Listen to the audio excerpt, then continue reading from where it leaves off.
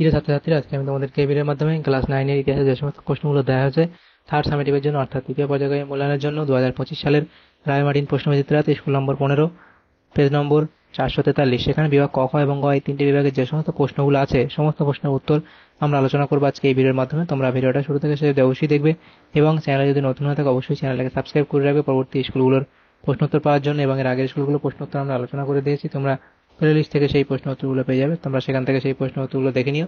আজকে আমরা এই 15 নম্বর স্কুলের প্রশ্ন উত্তরগুলো আলোচনা করবো। এখানে দেখো বিভাগ ক এর মধ্যে যে প্রশ্নগুলো আছে 20টা প্রশ্ন আছে, এখানে 1 নম্বর করে দেওয়া 20 নম্বর।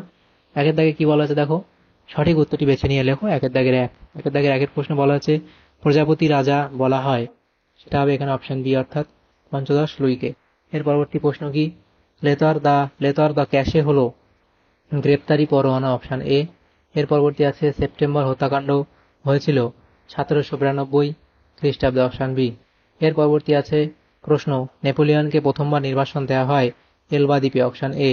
এরপরে আছে কনফেডারেশন অব দ্য রাইন গঠিত হয় জার্মানিতে, অপশন সি। এর পরবর্তী প্রশ্ন, ট্রাফালগারের যুদ্ধে ইংরেজ সেনাপতি ছিলেন নেলসন, অপশন এ। এরপরে আছে কি, কোন সন্ধির দ্বারা ক্রিমিয়ার যুদ্ধের অবসান ঘটে, সেটা হবে অপশন বি অর্থাৎ প্যারিসের সন্ধি। পরবর্তী প্রশ্ন কি, পরবর্তী প্রশ্ন বলা হয়েছে কি ভিয়েনা সম্মেলনের সভাপতি ছিলেন, ভিয়েনা সম্মেলনের সভাপতি, তাহলে ভিয়েনা সম্মেলনের সভাপতি ছিলেন তিনি, এখানে হবে এটা এখানে হবে কি মেটারনিক, অপশন বি।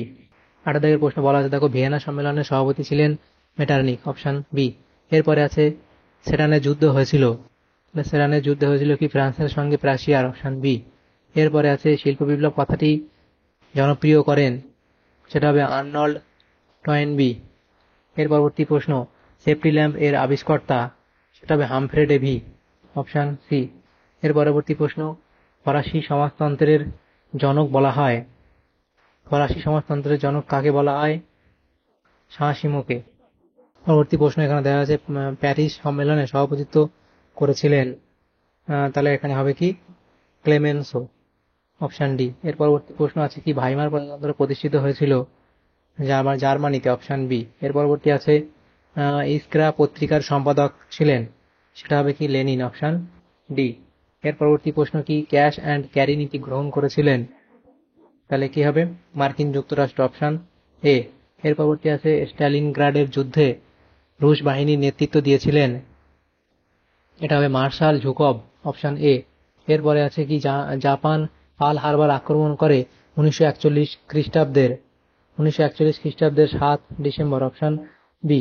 জাতিসংঘে যোগ দেয়নি মার্কিন যুক্তরাষ্ট্র, অপশন বি। এর পরবর্তী প্রশ্ন, আন্তর্জাতিক বিচারালয় অবস্থিত, সেটা হবে হেগ শহরে, এটা নেদারল্যান্ডে অবস্থিত, নেদারল্যান্ডের হেগ শহরে। এটা হলো। এরপর বিভাগ খতে যে প্রশ্নগুলো আছে দেখো, সেখানে 16টা প্রশ্ন 1 নম্বর করে দেখা যাচ্ছে 16 নম্বর। 2 দাগের প্রশ্ন, যে কোনো 16টি প্রশ্নের উত্তর দাও।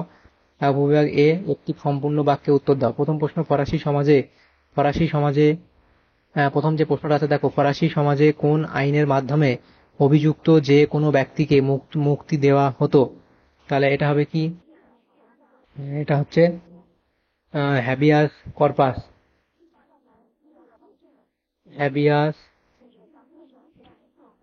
কর্পাস আইনের মাধ্যমে। পরবর্তী প্রশ্ন কি, ডিয়াবলো ইকোনমিক গ্রন্থের রচয়িতা কে, সেটা এখানে হবে, এটা হবে মন্তেস্কু,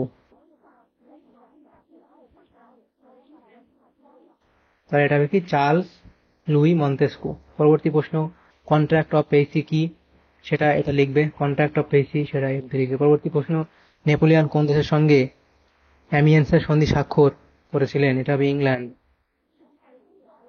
এর পরবর্তী প্রশ্ন কি আছে দেখো, পরবর্তী প্রশ্নগুলো হলো সত্য মিথ্যা নির্ণয় করো উপবিভাগ বি। প্রথম প্রশ্ন, কোড নেপোলিয়ন মোট 2286টি ধারা ছিল, এটা ভুল বলা হয়েছে।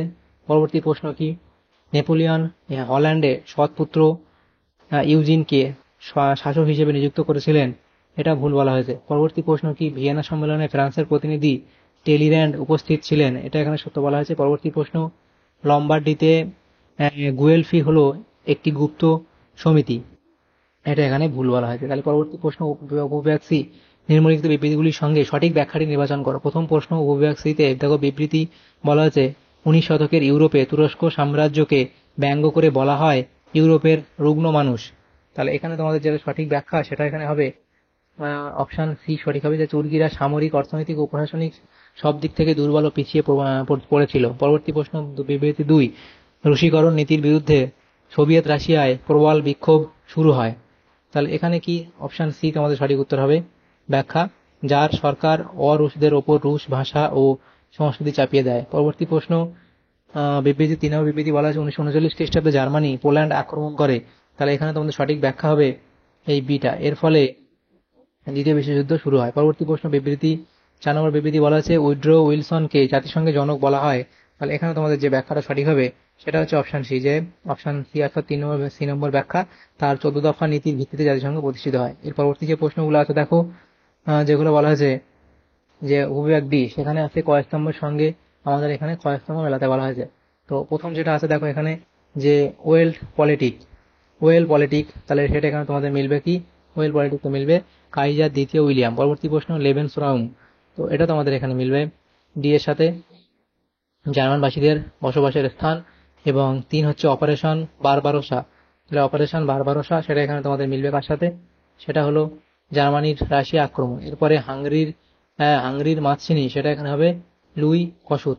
এর পরবর্তী প্রশ্ন দেখো উপবিভাগ ই, সেখানে যেগুলো আছে এগুলো হচ্ছে আমাদের ম্যাপ পাইনি, সেটা আমরা করবো না, চলে যাবে পরবর্তী উপবিভাগ এখানে গয়ের মধ্যে। এখানে 11টা প্রশ্ন 2 নম্বর করে দেওয়া হয়েছে, 22 নম্বর, তো টোটাল 14টা প্রশ্ন আছে, সেগুলো আমরা আলোচনা করব। প্রথম প্রশ্ন 3 দাগের 1, সেখানে দেখো কি বলা হয়েছে 3 দাগের 1 প্রশ্ন, সেটা বলা হচ্ছে ফ্রান্সে অর্থনৈতিক সংকট মোচনের জন্য রাজা ষোড়শ লুই কোন কোন মন্ত্রীদের নিয়োগ করেছিলেন, এগুলো লিখবে। পরবর্তী প্রশ্ন কি, যেটা বলা হয়েছে যে এটা না লিখলেও চলে, তোমরা এগুলো লিখবে। এর পরবর্তী প্রশ্ন কি দেখো, থার্মোডোরীয় প্রক্রিয়া কি, এটা লিখবে। পরবর্তী প্রশ্ন নীলনদের যুদ্ধ কবে কাদের মধ্যে হয়, তাহলে নীলনদের যুদ্ধ 1798 খ্রিস্টাব্দে ইংল্যান্ড ও ফ্রান্সের মধ্যে হয়েছিল। স্পেনীয় ক্ষত কি লিখবে, স্পেনের অভ্যন্তরীণ বিরোধের সুযোগে নেপোলিয়ন 1808 খ্রিস্টাব্দে স্পেনের সিংহাসনে নিজের ভাই জোসেফ বোনাপার্টকে বসান। এতে স্পেনবাসী ক্ষুব্ধ হয়ে পর্তুগাল ও ইংল্যান্ডের সঙ্গে একযোগে ফ্রান্সের বিরুদ্ধে বিদ্রোহ ঘোষণা করে। এই যুদ্ধে নেপোলিয়ন পরাজিত হন ও তার মান মর্যাদা ভূলুণ্ঠিত হয়। তার এই ব্যর্থতা স্পেনীয় ক্ষত নামে পরিচিত। এর পরবর্তী প্রশ্ন মেটানিক ব্যবস্থার লক্ষ্য কি ছিল। পরবর্তী যে প্রশ্ন আছে দেখো, কোলম্বিয়ার্সের চুক্তি কবে কাদের মধ্যে হয়েছিল, কমিউনিস্ট ম্যানিফেস্টো গ্রন্থের রচয়িতা কারা, কে কবে মুক্তদান নীতি ঘোষণা করেন। এর পরবর্তী প্রশ্ন স্পেনের গৃহযুদ্ধকে দ্বিতীয় বিশ্বযুদ্ধের মহড়া বলা হয় কেন, ফ্র্যাঙ্কলিন রুজভেল্ট নিউ ডিল ব্যবস্থায় কি কি পদক্ষেপ গ্রহণ করেছিলেন। এর পরবর্তী প্রশ্ন পোড়ামাটি নীতি বলতে কি বোঝো। পোড়ামাটি নীতি হলো এক ধরনের রণকৌশল, আক্রমণকারী সৈন্যরা যাতে আক্রান্ত দেশের জিনিসপত্র ব্যবহার করতে না পারে তার জন্য আক্রান্ত দেশের সৈন্যরা নিজেদের জিনিসপত্র নিজেরাই পুড়িয়ে ধ্বংস করে দিত।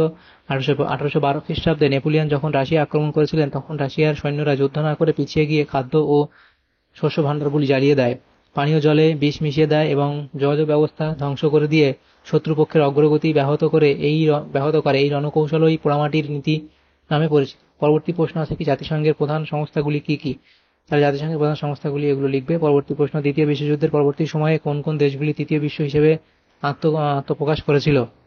এর পরবর্তী প্রশ্ন FAO এবং ILO এর পুরো নাম কি, তাহলে FAO এর পুরো নাম হচ্ছে ফুড অ্যান্ড এগ্রিকালচার অর্গানাইজেশন, আর ILO হচ্ছে কি ইন্টারন্যাশনাল লেবার অর্গানাইজেশন। এর পরবর্তী প্রশ্ন দেখো, আমাদের এখানে বিভাগ ক, খ এবং গ এর মধ্যে এই সমস্ত প্রশ্নগুলো ছিল, সেগুলো আমরা আলোচনা করলাম। ম্যাপ পয়েন্টিং বাদ দিয়ে বাকি সমস্ত প্রশ্নের উত্তর আলোচনা করলাম। এই 3টে বিভাগের বিভাগ ক, খ এবং গ এর ক্লাস 9 এর ইতিহাসের থার্ড সামেটিভের জন্য এই 15 নম্বর স্কুলে যে প্রশ্নগুলো ছিল বিভাগ ক, খ এবং গ এর মধ্যে, সেগুলো আলোচনা করলাম। তোমাদের যদি সামান্যতম উপকার আসে তাহলে ভিডিওটা অবশ্যই লাইক করবে এবং বেশি বেশি করে বন্ধুদের সাথে শেয়ার করবে। আর পরবর্তী যে স্কুলগুলো আছে সেগুলোর প্রশ্ন পাওয়ার জন্য অবশ্যই তোমরা আমাদের চ্যানেলকে সাবস্ক্রাইব করে রাখবে। Thank you, thanks for watching.